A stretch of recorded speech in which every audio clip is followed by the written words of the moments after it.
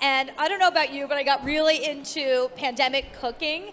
And it looks like the rest of the world did too, because the global amount, the revenue that cooking equipment is generating globally is about $94 billion. And part of the reason why is that people are just now getting, it's a thing. People are doing it more and more. So I want to call on stage Michael Ludwig. Can everyone hear me okay? I know we're shuffling around and stuff.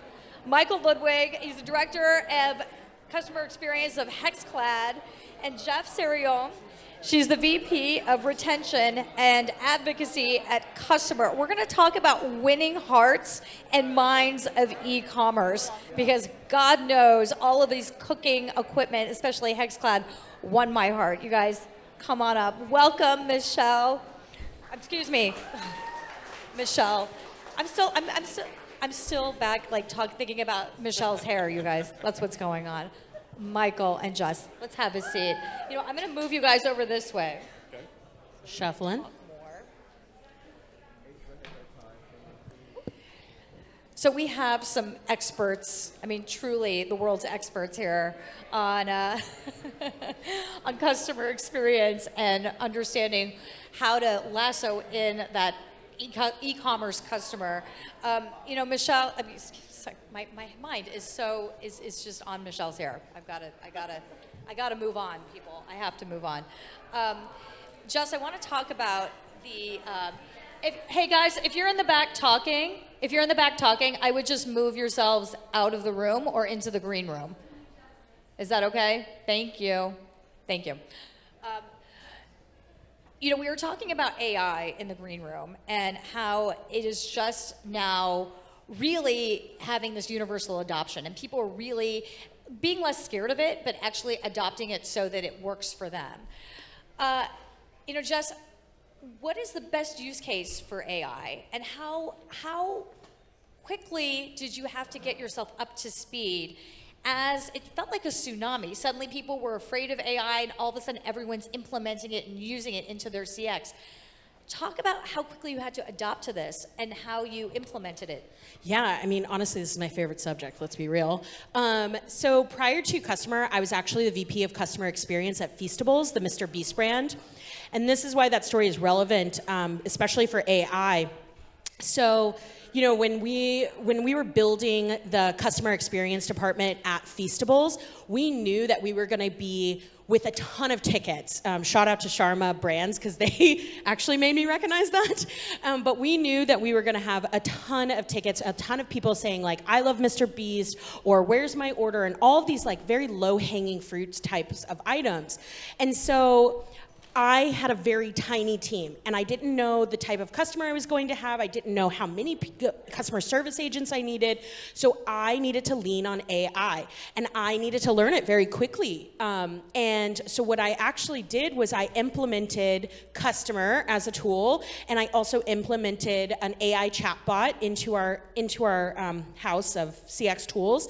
But that AI bot actually helped me deflect about 80% of my tickets away from the agents. So my point of telling this story is that where I see AI really coming into play is in a CX department, is helping you deflect the low-hanging fruit items. So where's my order tickets, or in Feastables' case, I love Mr. Beast tickets, right? There's an ability to build AI into being conversational, but also really helping the customer get to the problem solving that they need very quickly. So that's how I utilized AI in customer experience. And I think with smaller companies and larger companies, the big fear is creating this Frankenstack that doesn't work, right? You're spending all this money on a Frankenstack. You don't know if it's going to work or not. I know we just talked about failing up and being okay with failure, but at the same time, you don't want to spend a ton of money trying to figure what that means and how that works.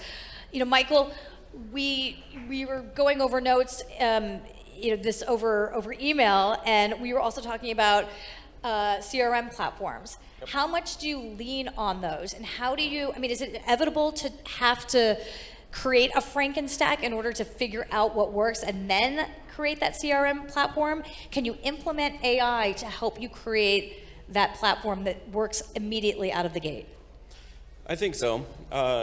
when I came to Hexclad, coming on 2 years ago, we realized that we had outgrown our original help desk platform that we had used. And I come from various different industries where we put a lot of value into data. And I'm a huge proponent of letting data drive a lot of the business decisions of your organization, because when you have that data, then you can prove to different departments, hey, this change needs to be made, and here's how we measure, you know, the change that comes with making these changes. I just said change multiple times, but We're all about change. We I love a it. change. but I think we've all heard it here today, where we talk about like having, like wanting to avoid our agents being in different windows and different platforms. And so when it came to finding a better solution to what we originally had for a help desk, we saw customer and knew that it was going to grow with us. And it allowed me to bring in just about every tool that we used, from returns to shipping concerns, all within one platform, to keep the customer and the agent more focused on solving an issue. So it essentially made it more efficient by leaning on this platform. 100%. I always say in journalism, if you don't know, I'm a multi-hyphenate person, but I'm also do a lot of retail and consumer spending coverage. And I feel like the big story that no one is talking about is returns on that side of customer service. You always talk about, well, what do I need on the site? What can I get? But no one is talking about how difficult it is to actually get things returned in an efficient way from the consumer standpoint. And I think that's ultimately going to have an impact on retailers, small and large. You know, Jess, speaking of different types of retailers, what would the ideal customer be for customer? Yeah, I mean, honestly, I think Michael sold it for me already. So, Yeah. I think that the ideal customer for a customer as your platform would be a brand that's looking to scale. Customer scales with you, and I think what's really important about customer is that they're looking at conversations not as just tickets, they're looking at them as conversations. So if I'm a customer and I'm maybe on Instagram or I'm in an SMS channel or maybe in a returns integration or like all of that goes in that customer's timeline, making it both easy for the customer to get their problem solved, but also the agent to solve that problem. So to land this plane, I think the ideal customer for customer would be a brand that is looking to, you know, maybe not in the initial stages, but at the scaling stages, when data really becomes important to you, when analytics and showing your analytics to your executive leadership team is important to you, and then also when you're ready to make your external customer and your internal customer's journey as easy as possible. In terms of, I'm going to talk about size for a second, a little bit more. Does it matter the number of SKUs that they have, or you knew what I was going to ask, right? Yeah, yeah. I don't think SKUs are. That's really relevant in it, because I mean, you can have one SKU, you can have 100 SKUs, right? I think the type of customer and your revenue is also a little, like, it's relevant, but it's a little irrelevant, because it's more about the customer's journey that we're trying to solve for, more about like the external customer and the internal customer's journey, right? So I don't think it's like, you know, you could be a $10 million account, but you could be a Feastables account too, right? Like, or a Hexclad. I think it's really about how easy do I want to solve for my customer's journey, and making this like the dopest and most frictionless journey for my customer. That's the type of like ICP. Michael, let's use a specific example from Hexclad, because you were really instrumental in implementing this new customer service, making it so seamless. I know you weren't there during the pandemic, we talked about this, but clearly there is such interest in cooking, and I'm sure you are getting questions about how do you use this? What can you use it for? Can you put it in the oven? I want to make a brisket. I don't know. I mean, you can tell I really got into cooking during the pandemic. She's hungry. Right? I want to know. Can you put that in the oven? But what are those? Like, if you are dealing with this, onslaught of questions, how seamless and frictionless did this take us through a customer experience journey? Sure. So I'll be honest with everyone in this room. When I first joined HexClad in my first Black Friday, Cyber Monday, it was not pretty.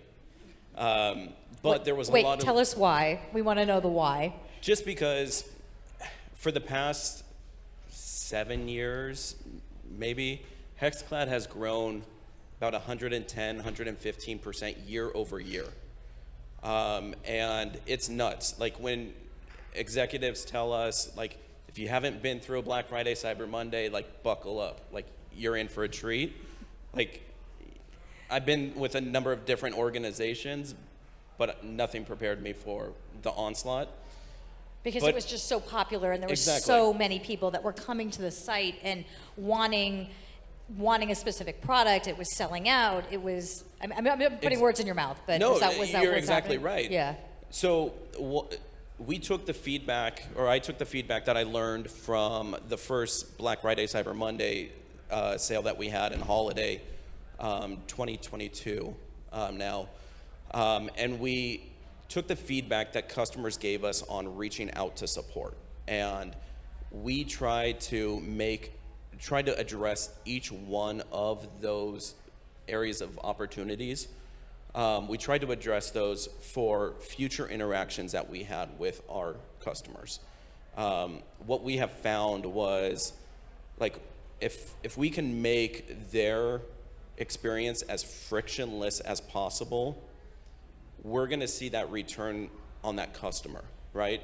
If they are saying, hey, where's my order? We can address that rather quickly through automation. But if they have something more complicated, like, hey, I have this concern with my pan, I need to utilize my lifetime warranty, then we need to make that experience in which they reach out to us to provide us information that much easier. So this past Black Friday, Cyber Monday, I'm probably the only crazy one in this room that decided to change our contact page on the launch of our Black Friday sale. I'm curious, why? So I'm shook. We originally had a contact form. Nothing exciting about a contact form, filling out all this information. It was boring. But we then offered customers the opportunity to send us video at the same time that they're sending us their request. And it was a frictionless it's a frictionless process now. And what it does is the customer puts in their first name, last name, email address, and phone number, and shipping address. And then the next screen that they see is it launches either your cell phone camera if you're sending us a request via cell phone, or your web camera on your computer. And it allows a customer to show us exactly what's going on. And a customer can describe their concern to us, and that concern, that what the customer is describing, is automatically transcribed in the back end, so the customer doesn't have to type out their concern. And it is also automatically summarized. And so our agents are now having much more clarity around what the customer concern is, and they're getting back to the customer that much faster because they have more context about what's going on. Was there something, not to stay on this subject, but I'm curious, was there something that kept coming up over and over again when it came to customer that was causing friction? Was there something that you were noticing a pattern with, that customers kept asking for it, that wasn't available either on your site? And I'm going to ask both of you that maybe you both saw, just from the customer standpoint from your company, but also from what you were seeing at HexClad. I think during the holiday times, just like anyone else in this room, I think for us it was, where's my order? I accidentally shipped it to the wrong address because Shopify makes it so easy for me to check out. Those are the common issues that we saw. I have a very funny story about that. I'll tell you after, everyone. But that was it for us. Yeah. I think, I mean, I feel shook by this question because I feel like I've run into a lot of things. I think for me as a CX leader in the space, you know, for all of my experience, that what's really important to me is answering questions before they become questions. And how can I enable that for the external customer and the internal customer being the agent, right? So, you know, contact forms, right? Like the story that Michael is sharing, like that's an enablement tool to be able to like have this contact form, collect the right information at the right time. Also like PDP pages, product display pages, right? Like answering the questions before they become questions, having FAQs on these pages. Like these are things that are all like very important to me. I have seen many brands do these things, but then also maybe not update these things, right? Which has led in trying times like Black Friday, Cyber Monday times, which has led to a lot of confusion for the agents. So the point of my story is that I think that we all make these really common mistakes, but I think what's really important is that you're looking at your customer experience journey holistically, not just even in like a platform perspective, but what is the journey of on your website and how are you answering questions before they become questions? Whether it's Easter or it's Black Friday, Cyber Monday, like this is just as important to make your customer's journey as seamless and dope. I don't know why I keep like saying dope. I like that. Like Michelle, now I'm saying dope. We're in California, so I feel like that's part of the vernacular here. I'm from New York, but we say dope in New York too. So, you know, I always want to make sure that we are giving some good pointers, especially to the smaller companies out in our audience right now. You know, you were saying that usually when a company comes to you when they want to scale in a major way. But what should smaller companies, and it's a question for both of you, do now if massive scales, obviously, you know, in the future may not be tomorrow or in a month or two, but is there something that they can start implementing right now to get them to that level so that they can then come on and sign on with customer, or really start creating a customer journey on their website so that the customer doesn't get furious and move on? Yeah, I'll take it first. Data is king and queen. Did I steal? Sorry, Michael.